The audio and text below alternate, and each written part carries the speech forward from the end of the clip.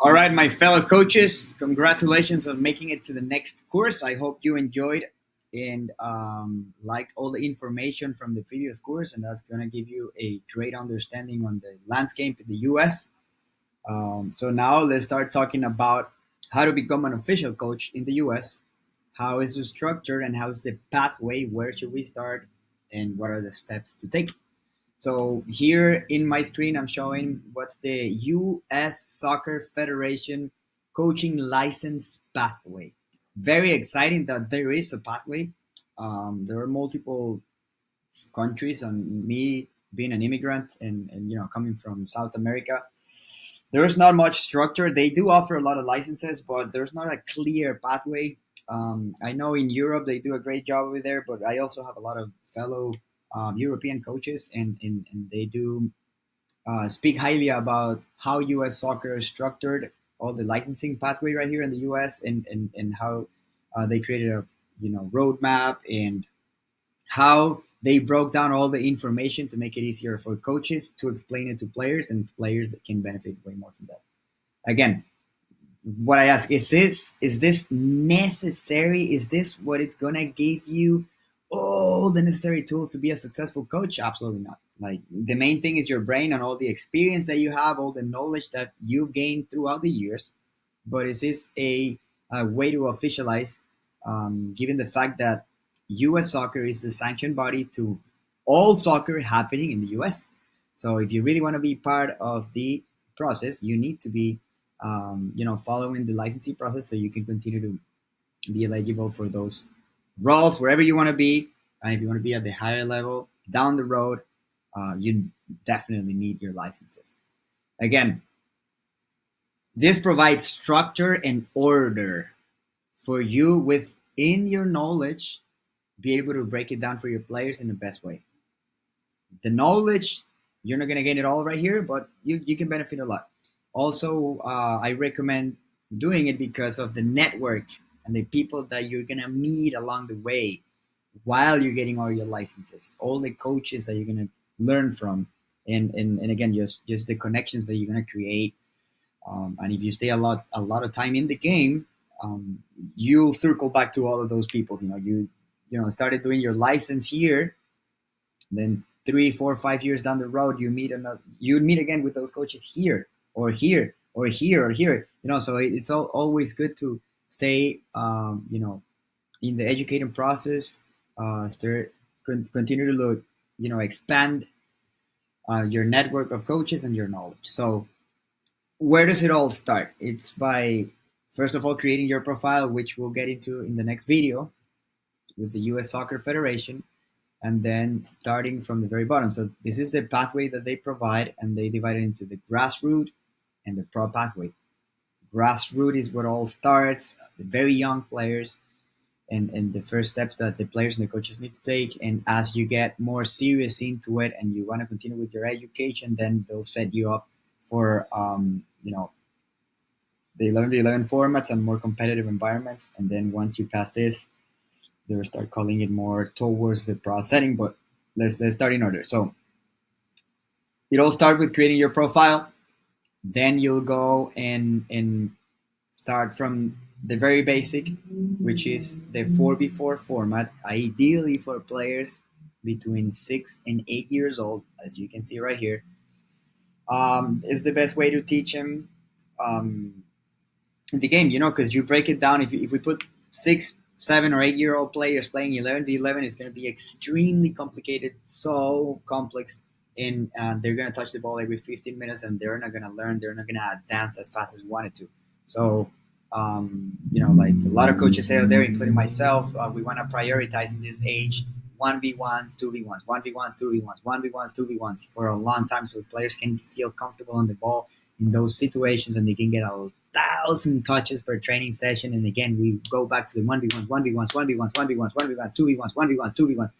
Not even 2v1, like mainly 1v1, so they can get thousands of touches and get familiarized with it.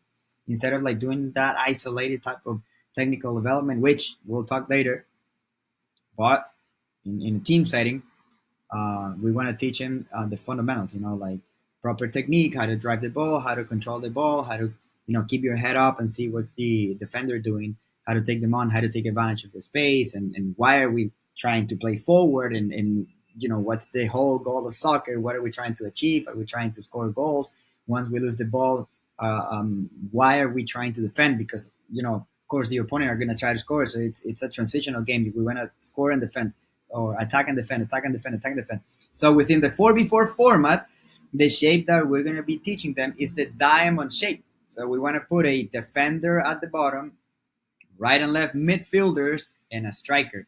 We don't want to just marry the players to those four positions. We want to rotate them all. We want to teach them, the ins and outs of each one. Like if you're playing off the right side, what are you looking for? If you're playing on the left side, what are you looking for? Top, bottom, defender, attackers. But we want to teach them all the same, which is attack and defend, and the transitions between attacking and defending. So anyway, then when these players graduate and they become 9 years old, then they start playing, and I'm talking about organized soccer in like, all these leagues that we talked previously, and club soccer, if you will. They move on to the 7v7 format, which is U9, U10. We'll incorporate now, three more positions in the field, which is the goalkeeper, and then we start building up the shape towards the 11v11. Then when they go to U11, U12, they move on to the 9v9 setting, which is way more complex.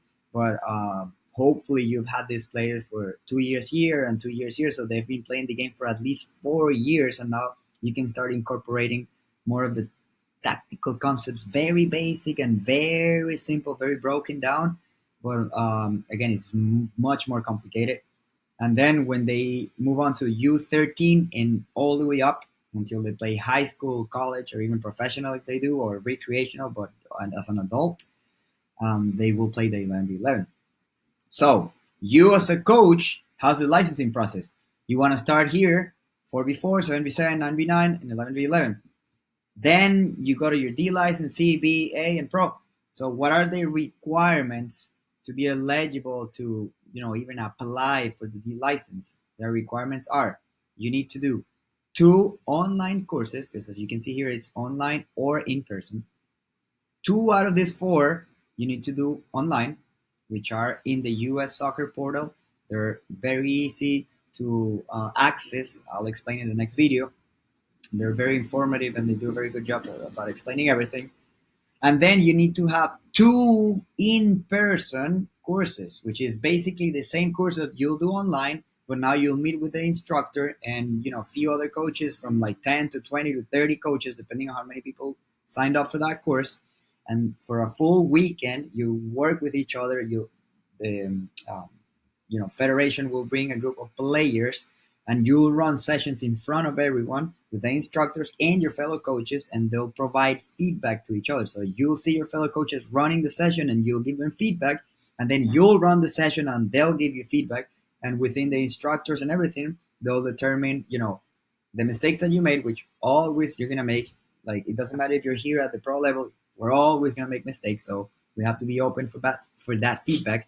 And then that's where the growth happens, being exposed to making mistakes in that vulnerable space, and then being able to take on that feedback and then reflect on it again, and then go back at the field and try it again and try it again and try it again and try it again. And that's how we grow. We go out there, we make few mistakes, we analyze it, we reflect on it, we tweak it a little bit, we go out there, we continue to make some other mistakes differently than the one that we already fixed. And that's how the growth process happens. So again, for being eligible for the D license, you need to have 2 online, 2 in person.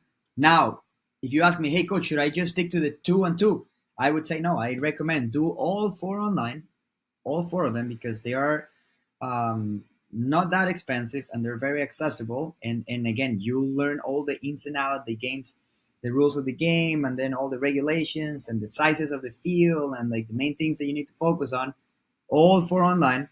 And then you can choose out of all this, the ones that you really want to focus on more in person, and then you'll become eligible to sign up for the D license. Then after you do the D license, you hopefully are going to be working with a more structured environment, and you're going to have to be holding your license for a certain amount of time and be actively coaching so you can be eligible to sign up for the C license. At this level of the C license, as you can see, it's transitioning from grassroots to pro. You are going to be required to be coaching at a, they call it higher level environment, and ideally 11v11 field. So, sorry, 11v11 format, which could be again, ECNL, Girls Academy, Elite 64, NPL, even high school or college. But you're already like taking your career very seriously. You're like, all right, I really want to go into the B license. Okay, the requirements is you got to be holding your D for at least a year, and you have to be actively coaching an 11v11 team. Okay, so then you're eligible to sign up for the B license. But right here, it gets a little more tricky because it's an interview process, an application and interview process. Right here, you just sign up and do it, sign up and do it, sign up and do it, you sign up and do it. After you have all the requirements, you signed up this, do it. If you're diligent enough and you do your homeworks and you go to your classes and you interact with the instructors and then you go to your in-person meeting and you run your sessions and everything, you'll get granted your license. After a certain amount of time holding that license and actively coaching, you'll signed up for the C. And the same thing, you'll have homeworks, requirements, assignments, and a lot of in online meetings with the instructors that you need to attend. And if you're able to do all that, hopefully you'll receive your C license. And then for the B, as I said, it's an application process. So they filter it down, and it's mainly, I would say, to ensure that these people moving forward are people that are really taking their career serious. It's not like, hey, I'm just getting my license just because. It's like, okay, what are you doing with your license, with your career? Where do you see yourself in the next 5 years? What do you want to achieve? Why did you want to get this license? So they'll look at your profile, and again, we'll get into it. What's your experience? Where have you been working? What have you achieved? And it's not like, have you won titles or not? It's like, where have you been? Have you developed, create, help develop a program or players or teams? And then based on all your experience, they'll get back to you and say, hey, you've been accepted to the B course, or you've been denied. The federation feels like you still need, more years in the game, or a little bit of more of experience here, or you're just working at the 4v4 grassroots level and we don't feel like you need this license just yet, like depending what the reason is. And if you get into it, then it'll again get way more complex. And it's the same thing. It's an interview and an application process to get your A youth first. This is pretty much for the academy coach. As I mentioned, academy is the academy process for the MLS teams, and those that are playing MLS next. So if you're one of those coaches, then you'll probably get accepted into this, and then you'll get your A youth. And then if you move on up the ladder to be coaching like a USL championship team or whatever, you'll get, accepted into the A senior. And then, you continue to grow your career, then you'll get accepted into the pro. Of course, the prices vary a lot. I think they all start here in like $25 each. So 25, 25, 25, 25. Then the D course is around $350. Then the C course is $1,500. The B course is $3,500.